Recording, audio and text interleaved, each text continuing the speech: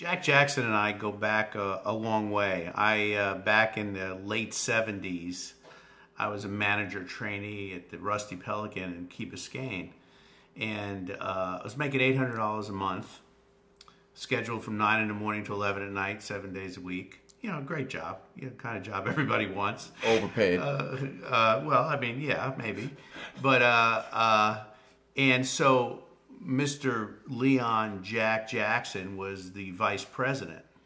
And I had only heard his name. I didn't know who he was. I never met him. I mean, so after 60 days, you're eligible for a $50 a month raise, which my general manager said I earned. So first paycheck comes after that and no raise. I said, excuse me, Mr. Montan, where's my raise? He says, well, Mr. Jackson hasn't gotten around to signing it yet. He's been out of town. I said, okay, it should be in your next one. Well, it turns out it wasn't in my next one. Well, and I'm really it just bothered me. Well, I find out the next day that Mr. Jackson is coming to the Rusty Pelican. Well, I'm finally going to see this guy. And I'm, you know, at the point where, you know, what was he going to do, demote me? I'm the lowest rung now. So I comes in and everybody's all nervous. Let's make sure the restaurant's clean and everybody looks good. Mr. Jackson's coming in and I don't, of course, I don't get introduced to him, but I see he goes into the restroom.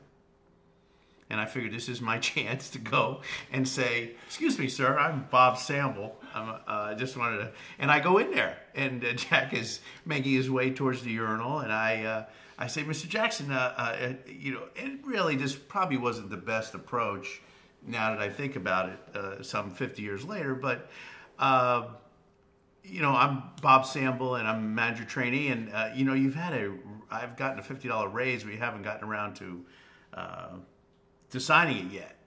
And he assured me that when he got to his office, he would look into it, and he heard my name, whether he heard or not, he probably just said it, that I'm doing a fine job. And that was the first time I actually met Jack. So I started to climb the ladder in the company and became a general manager, then a divisional manager, and later a regional vice president. And we just naturally hit it off. Yeah, it was really a friendship that got off to kind of a rocky start in the restroom, but you know, we were able to get through that. He did not shake my hand.